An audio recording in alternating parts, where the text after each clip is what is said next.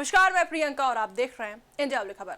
उत्तर प्रदेश के छोटे लोहिया कहे जाने वाले जनेश्वर मिश्र की जयंती पर सूबे में सियासत की नई गोटी सेट कर दी गई है, क्योंकि अखिलेश यादव जिस पीडीए के पी से पिछड़ा बताते थे, अब उसी पी से पंडित बताने लगे हैं। अब देखिए, उत्तर प्रदेश की राजनीति की परिभाषा बदलने लगी है। एक तरफ जहां सभी राजनीतिक दल पिछड़ा और SC ST पर जोर दे रहे थे, वहीं अब दूसरी तरफ अपना निशाना साधने में लग गए हैं और इसकी एक झलक देखने को मिली उत्तर प्रदेश के छोटे लोहिया कहे जाने वाले जनेश्वर मिश्र की जयंती पर। दरअसल उत्तर प्रदेश के छोटे लोहिया कहे जाने वाले जनेश्वर मिश्र की जयंती पर आयोजित कार्यक्रम में सपा प्रमुख अखिलेश यादव ने ऐसा बयान दिया जिसके बाद प्रदेश की राजनीति में नई बहस शुरू हो गई है। अब सवाल यह उठ रहा है कि क्या समाजवादी पार्टी अपने पारंपरिक पीडीए यानी कि पिछड़ा, दलित और अल्पसंख्यक फॉर्मूले के साथ साथ ब्राह्मण समाज को भी साधने की रणनीति पर काम कर रही है। दरअसल लंबे समय से समाजवादी पार्टी पीडीए की राजनीति को अपना सबसे बड़ा चुनावी हथियार बताती रही है।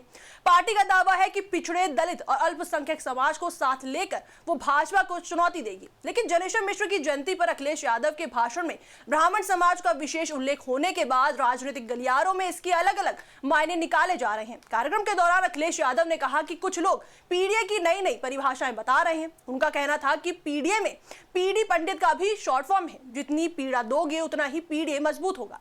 उनके इस बयान को विपक्ष और राजनीतिक विश्लेषक ब्राह्मण समाज को संदेश देने की कोशिश के रूप में देख रहे हैं। वहीं आपको बता दें, इसी कार्यक्रम में अखिलेश यादव ने प्रदेश सरकार पर निशाना साधते हुए कहा कि उत्तर प्रदेश में गाड़ी पलटाने वालों को अब ब्राह्मण समाज पलटेगा। इस बयान के बाद सियासी हलकों में चर्चा तेज हो गई कि समाजवादी पार्टी अब भाजपा के पारंपरिक ब्राह्मण वोट बैंक में सेंध लगाने की रणनीति पर काम कर रहे हैं। वहीं राजनीतिक जानकारों का मानना है कि उत्तर प्रदेश की करीब 100 विधानसभा सीटों पर ब्राह्मण मतदाता निर्णायक भूमिका निभाते हैं। ऐसे में अगर इस वर्ग का समर्थन किसी दल की ओर झुकता है तो चुनावी नतीजों पर उसका बड़ा असर पड़ सकता है। यही वजह है कि विधानसभा चुनाव 2027 से पहले सभी दल अपने अपने तरीके से ब्राह्मण समाज को साधने की कोशिश कर रहे हैं। विपक्ष लगातार योगी सरकार पर यह आरोप लगा रहा है कि प्रदेश में ब्राह्मण समाज खुद को उपेक्षित महसूस कर रहे हैं। समाजवादी पार्टी और अन्य विपक्षी दलों का कहना है कि सरकार की कार्रवाई में कुछ मामलों में ब्राह्मण नेताओं और आरोपियों को विशेष रूप से निशाना बनाया गया। हालांकि भाजपा इन आरोपों को पूरी तरह खारिज करती है और कानून के अनुसार कार्रवाई होने की बात कहती है। अब देखिए, उत्तर प्रदेश की राजनीति में ब्राह्मण समाज की भूमिका हमेशा अहम रही है। लंबे समय तक ये वर्ग कांग्रेस का मजबूत समर्थक माना जाता था। वहीं कई राजनीतिक विशेषज्ञों का मानना है कि राम मंदिर आंदोलन के बाद ब्राह्मण मतदाताओं का बड़ा वर्ग भाजपा की ओर चला गया, जिससे राज्य की राजनीति का समीकरण बदल गया। वर्ष 2007 में जब बहुजन समाज पार्टी की सरकार बनी, तब भी ब्राह्मण समाज की भूमिका को काफी महत्वपूर्ण माना गया था। उस समय बसपा ने ब्राह्मण दलित सामाजिक समीकरणों के जरिए पूर्ण बहुमत हासिल किया था। इसके बाद अलग अलग चुनावों में ब्राह्मण विधायकों की संख्या भी सत्ता के समीकरण का संकेत देती रही है।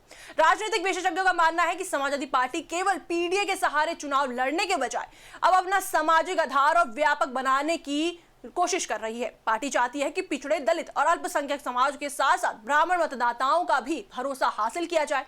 यही वजह है कि हाल के दिनों में अखिलेश यादव के कई बयान ऐसे आए हैं जिन्हें ब्राह्मण समाज तक राजनीतिक संदेश पहुंचाने की कोशिश माना जा रहा है। तो वहीं दूसरी ओर भाजपा लगातार दावा करती रही है कि उसके साथ सभी वर्ग जुड़े हुए हैं और प्रदेश की कानून व्यवस्था और विकास कार्यों के आधार पर जनता एक बार फिर उसका समर्थन करेगी। भाजपा नेताओं का कहना है कि विपक्ष केवल जातीय राजनीति के जरिए चुनावी फायदा उठाने की कोशिश कर रहा है। अब विधानसभा चुनाव 2027 में अभी समय है, लेकिन राजनीतिक दलों ने सामाजिक समीकरण साधने की कवायद शुरू कर दी है। जनेश्वर मिश्र की जयंती पर अखिलेश यादव का बयान इसी रणनीति का हिस्सा माना जा रहा है। आने वाले समय में यह साफ होगा कि समाजवादी पार्टी का यह नया संदेश चुनावी मैदान में कितना असर दिखाता है और क्या वास्तव में पीडीए की राजनीति में अब ब्राह्मण समाज को भी प्रमुख स्थान देने की कोशिश की जा रही है। इस पर आपकी क्या राय है, हमें कमेंट सेक्शन में जरूर बताएं। वीडियो को लाइक करें, शेयर करें, हमारे चैनल को सब्सक्राइब करें।